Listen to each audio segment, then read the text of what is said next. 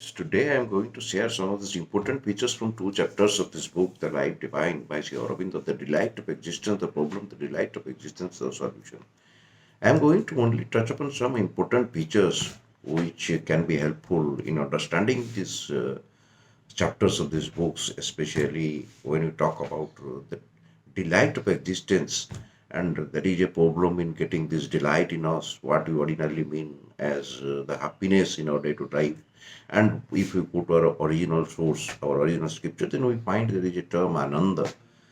And it is said, it is everywhere written in our scriptures that from ananda we have come, for ananda we are existing, and to ananda we have to depart. This is after the cycle of this whole journey, then we are returning to the original eternal source, that is timeless, spaceless, concentrated unity where we can have the liberation. That is what it is written in many of the scriptures, and we have come across from all the scriptures many times, and we have had also from many stalwarts. And how we are now fed, how we are now taught how to lead a life. We have come across doctors, psychologists, saints, seers, experts. They do talk about how to lead a happy life and how can be the happiness in us, because this is a want. And we are finding this is a changed world, and it is told that for last 50, 60 years this tension has been manifoldly increasing in human being. It is shared like that, and research works have been revealed.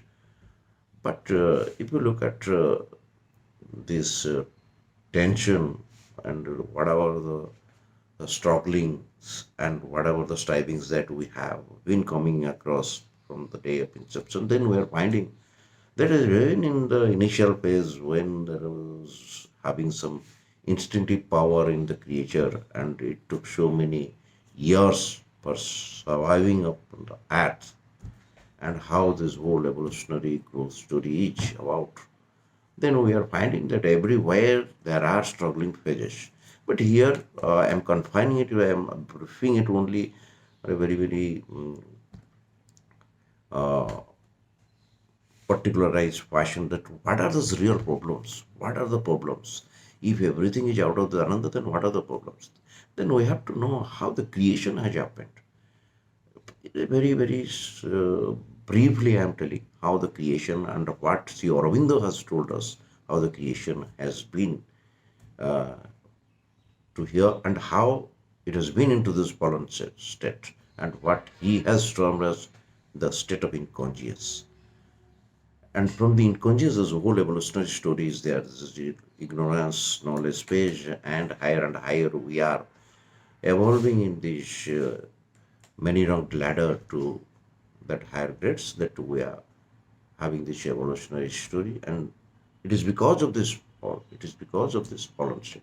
And if you go to the original source where there was nothing, and if you talk about Big Bang theory, or you talk about our scriptures where the masked consciousness, whatever it is in the original concentrated timeless spaceless pure unitary and consciousness, what is described from there when it started its working, then we have had this Brahman Maya. But here I am talking about this very small term, supermind consciousness.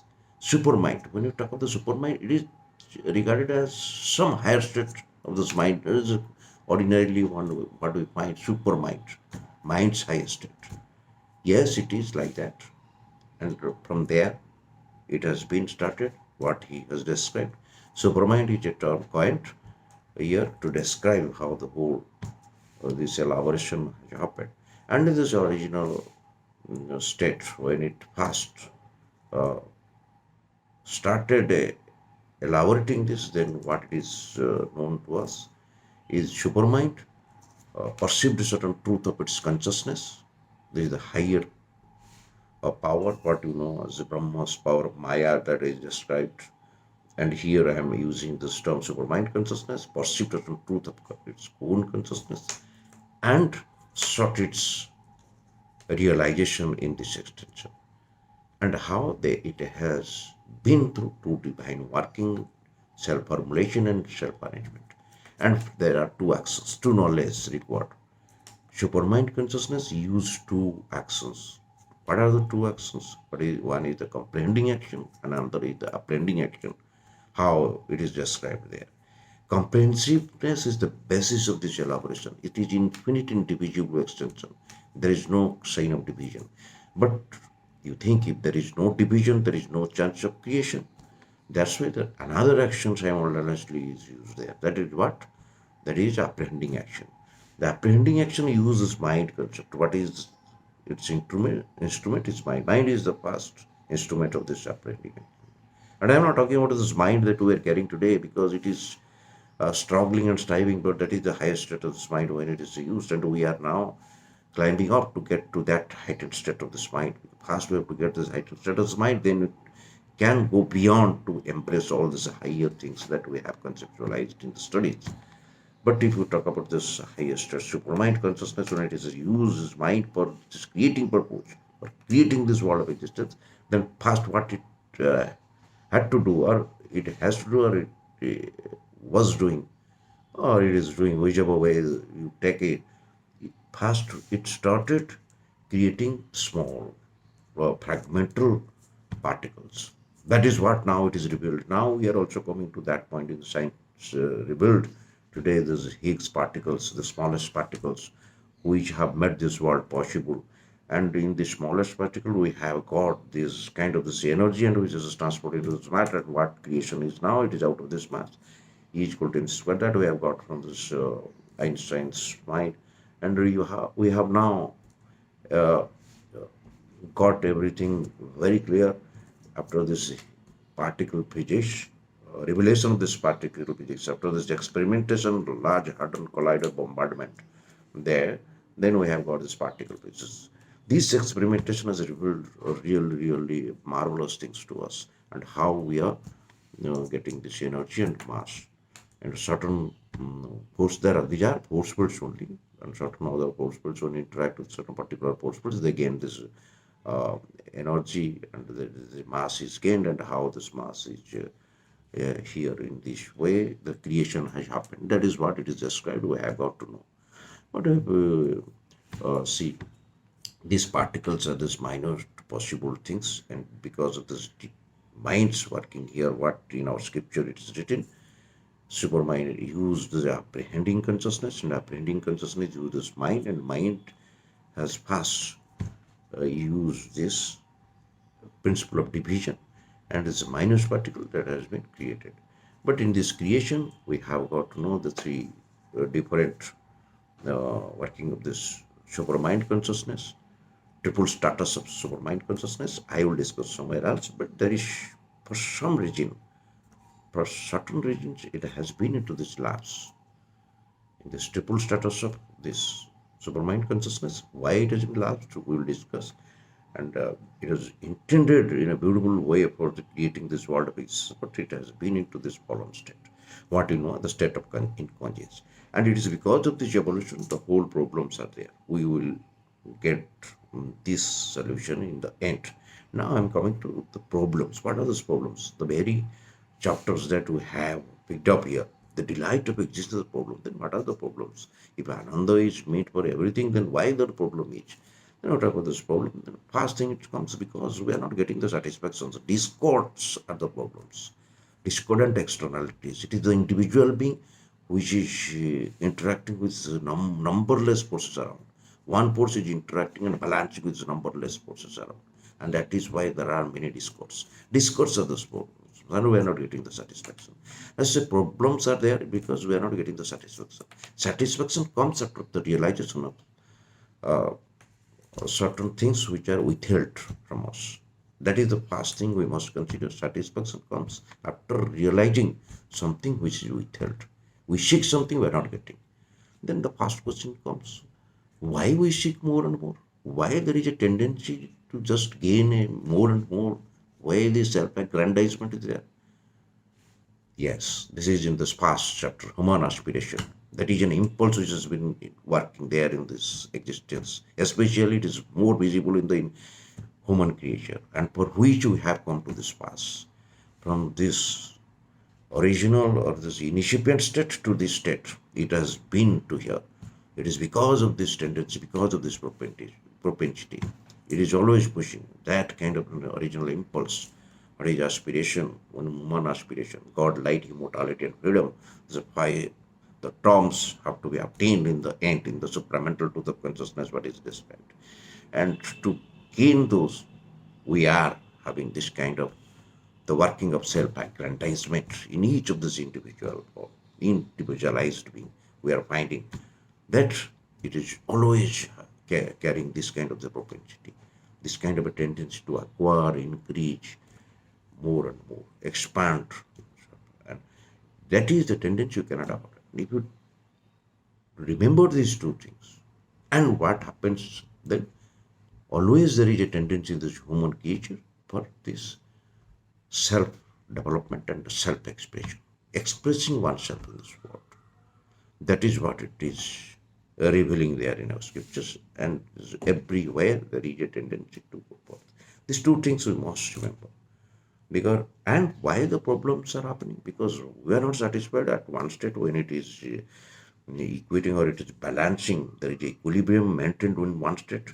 Somewhere, somewhat it is balanced. But again, if we get a flip, if we go ahead of this state, then we are at a higher state, and there is a new kind of balancing repose required.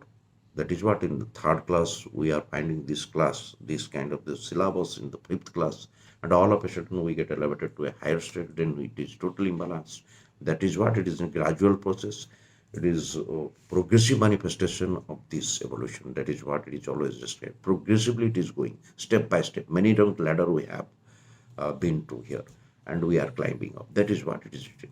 But what it comes to this mind, and why do human being thinks? We think that it is because we have made some sins in the past, and it is always related to this kind of the things. That's why we are getting cycle of rebirth, this Maya, and this kind of this lodge of karma we have been discussing most of this time.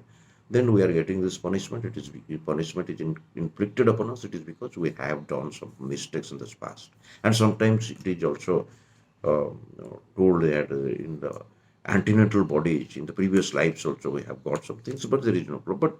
But what Sri Ravinda has described is God is not that reckoning master.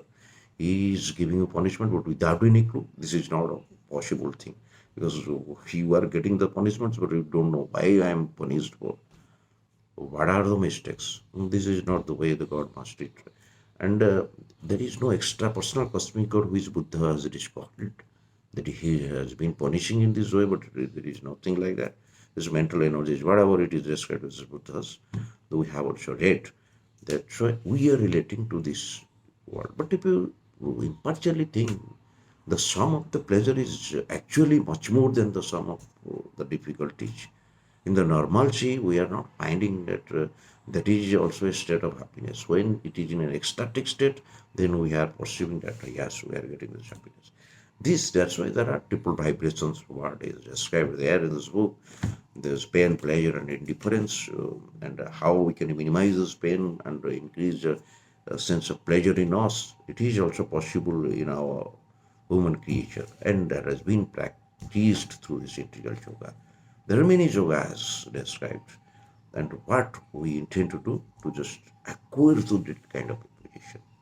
Then here it is described this unity and universality, whatever it is now maintained, it is stopped every now and again. It is stopped. And second thing, this most important thing when you go to the solution part, because here I'm not going to describe within this time, but when you go to the solution part, then we are finding how we are actually working on this. Now we have got these two words, Jugups and Titikya. Always there is a tendency from this very human being. I'm not actually giving this total picture of this book because it is not visible within this small brief time that I can explain everything. But I'm just touching upon some of this issue, some of these points, very important things.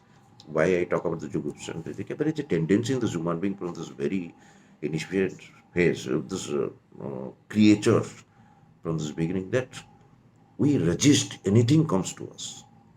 There is an instinct in each of us, in each of this creature, because in the initial phase mind was not working. There was mind No, the mind was not there in the initial steps. Mind was not that powerful what it is today. That's why it was very difficult for survival. And to survive on this earth, there are certain instinctive power working always in these creatures. Instinctively, it is coming to resist.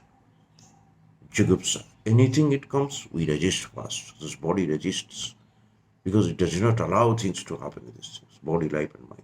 The three, the slow movement, instruments of lower movements, lower nature working.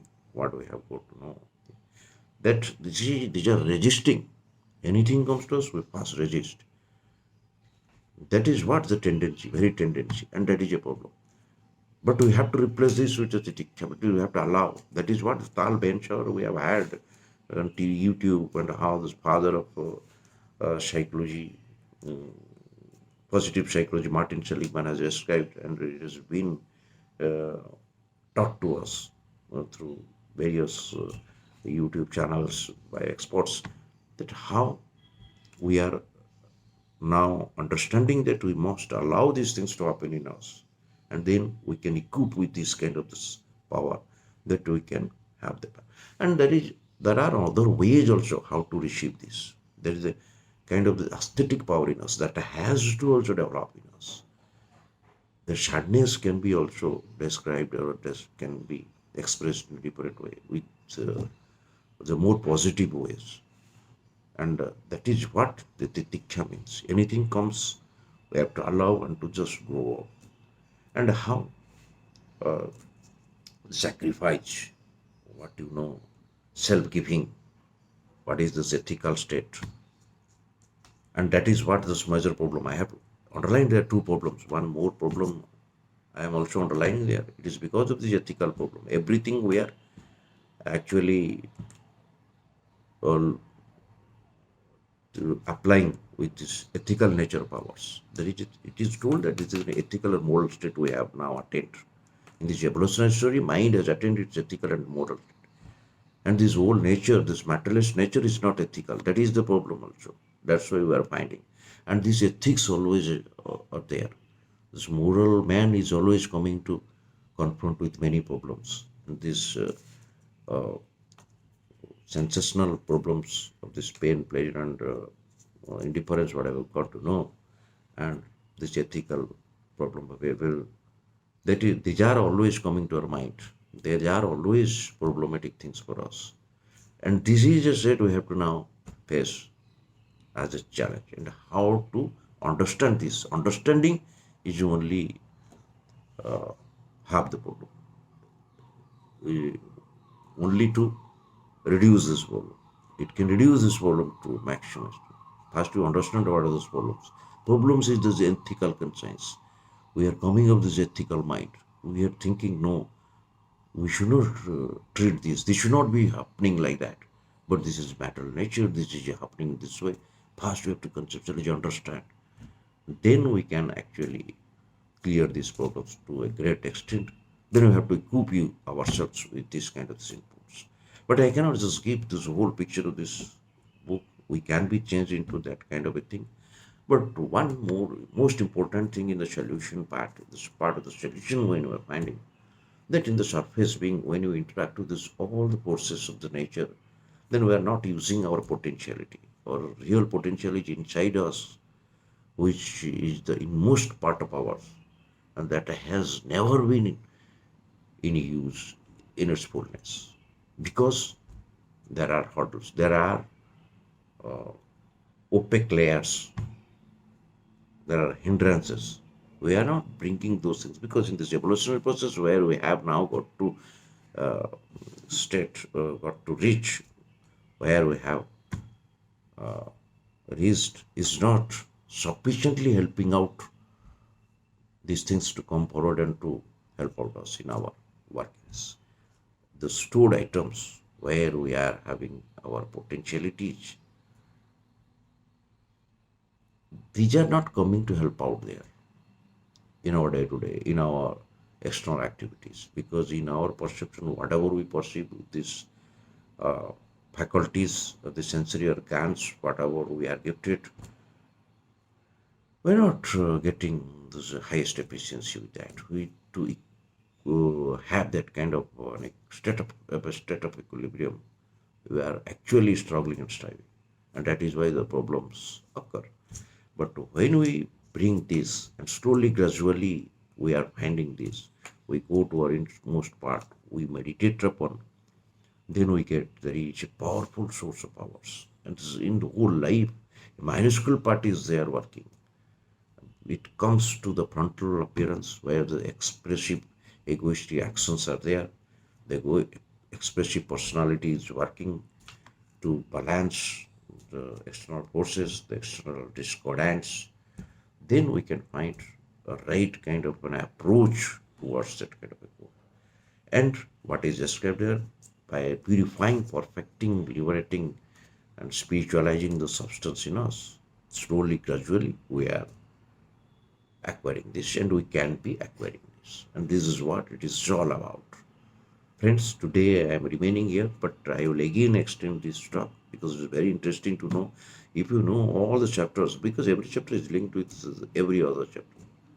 Then if you get to know this whole book's real, what you call wealth, if you understand, then half of our problems can be over. We can manage these things in a more efficient way. That is what it is told. One thing, there are certain concepts of us. I am coming to the next session, and we will be discussing, if I get the right kind of an opportunity and response from friends, then how we have certain wrong concepts about this illusive theory, illusion, and what is that Maya, and what Sri Aurobindo has revealed and how he has underlined these things. We will definitely discuss, but I am only seeking your response how it is your response. That's what I want to know. But because we have to pass, I'm summing up here. The problems are there. Satisfaction is not there because satisfaction is itself, and satisfaction comes after realization of something which is there. And second is we must know that there is always a propensity to grow. That's why we cannot stop. We cannot rest satisfied. If somebody says, "No, I am satisfied. I don't want more," this is only a temporary phase because you cannot rest satisfied. Human being cannot rest satisfied with this whatever it is achieved today. It is because of his mind's blockage. Somewhere some problems are there. That's why, because of this depression or because of these values, he's saying, "No, I'm satisfied." Somewhere he is remaining happy. God has given me everything. But this is not the tendency, the natural tendency of this human being. And you cannot rest satisfied with this. If there is a tendency, in this, not in this phase of life, next phase of life, or in the next life, what I'm telling. The third is the ethical phase that we have reached now, moral and mental phase. That's why we are also getting this orders. And this fourth thing that we must know that it is because of the discordant externality. When you go to the upper stage or any upliftment you are having, then you are find these challenging situations again, and unity and universality always maintained. And to have that kind of harmony, that kind of a harmonious state, struggling is always there. And once it gets uh, very, very stable state, then it seeks moves. It cannot rest. But this is the way it is moving, and the self development and self existence are there. This is what it is taught. And what are the solutions? Like I have told you, scientific, and then we have to also get this ultimate power by bringing this light and power from within to the frontal appearance. The whole thing can be integrated, and that is where we can be having the ladder of these psychic, spiritual, and supramental transformations to get to that heightened state of that supramental domains of existence. What we know as a dynamic possibility of a divinity upon the earth. That is what the distinction of this philosophy. Divinity upon the earth can be enjoyable in this individualized form. The highest plenitude of love, joy, and beauty can be enjoyable there in this individualized form. That is what it is. We will be again meeting. Thank you very much, friends.